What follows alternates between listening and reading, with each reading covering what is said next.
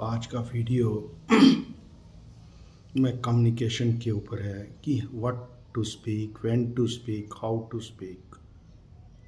बच्चा पैदा होता है तो बोलना शुरू कर देता है, लेकिन जब वो हम 60 पे भी चले जाते हैं, 70 पे भी चले जाते हैं, इवन देन हमें ये नहीं पता चलता कि कब बोलना है, क्या बोलना है, कैसे बोलना है। 90% of the problems in our life is because of communication. हमारे शब्दों के चयन ही हमारी डिफरेंसेस का कारण बनते हैं। छोटी सी बात बड़ी सी बात बन जाती है। इसलिए जब भी कम्युनिकेशन करें, जब भी किसी से बातचीत करें, तो शब्दों का चयन बड़ा सोच समझ के करें। कोशिश करें कम बोलें, दूसरे को ज़्यादा सुनें, लिसनिंग की आदत ज़्यादा डालें, बोलने की आदत थोड़ी सी कम डालें। और जब भी बोलना है बड़ा सोच समझ कर बोलना है। कई बार हमें सामने वाले के वाक्य अच्छे नहीं लगते और हमें गुस्सा आ जाता है। गुस्से में कभी भी रिएक्ट नहीं करना है, क्योंकि गुस्से में जो भी हम बोलेंगे गलत बोलेंगे। सबसे पहला काम जब गुस्सा आए तो ये करना है कि उस जगह को छोड़ देना है, उस जगह से दूर चले जाना है थोड़ा सा। दूसरा, एक ठंडा गिलास पानी का पी लेना है। तीसरा, लंबे सांस लेने हैं।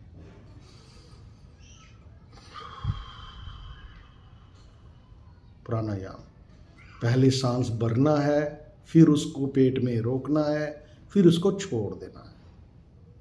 फिर उसके बाद चौथा काम ये करना है कि अगर तो कोई व्यक्ति आपका दोस्त उसी समय आपके पास है, जनरली ऐसा होता नहीं, उसी समय हमें अपने दोस्त को फ़ोन लगाना है, जो हमारा सबसे प्रिय हो, दोस्त हो, भाई हो, बंधु हो, जो भी हो, उसको हमने फ़ोन लगाना है।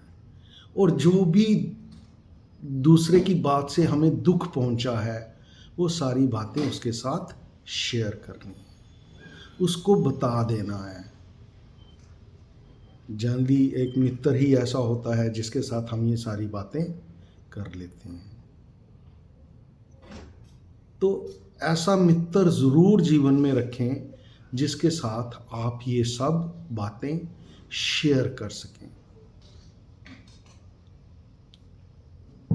और हमेशा ये कोशिश करें कि हम अपने शब्दों का चयन जो है, शब्दों का प्रयोग जो है, बड़ा सोच समझ कर करें, क्योंकि शब्द और बाण जब मुख से निकल जाते हैं तो पराये हो जाते हैं।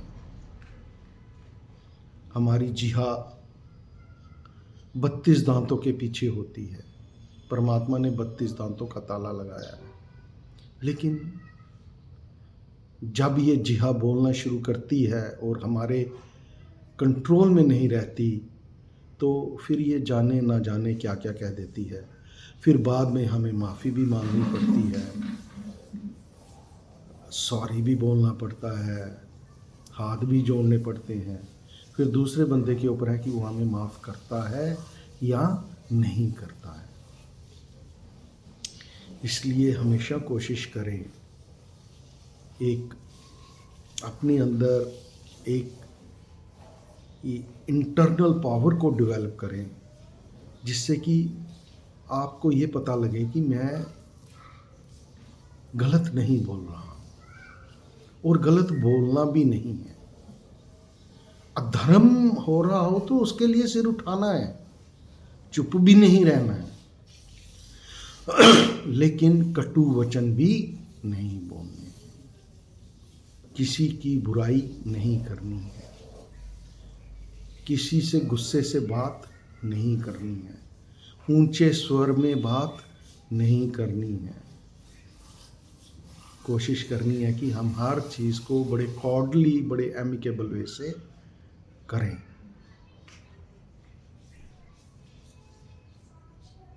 सारी उम्र हम पढ़ते हैं, पढ़ाई करते हैं, और पढ़ाई का एक एस्पेक्ट ही है कम्युनिकेशन, कि हमें अच्छा बोलना आना चाहिए, वक्त के मुताबिक बोलना आना चाहिए।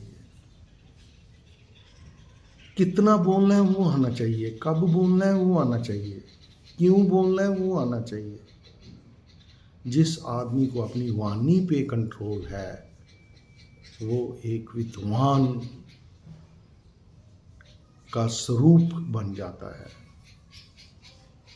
वो एक विशेष व्यक्ति बन जाता है। इसलिए अपनी वाणी को हमेशा कोशिश करें कि उसमें मिठास हो, वो जन कल्याण करे, दूसरों का कल्याण करे, दूसरों को शीतलता प्रदान करे।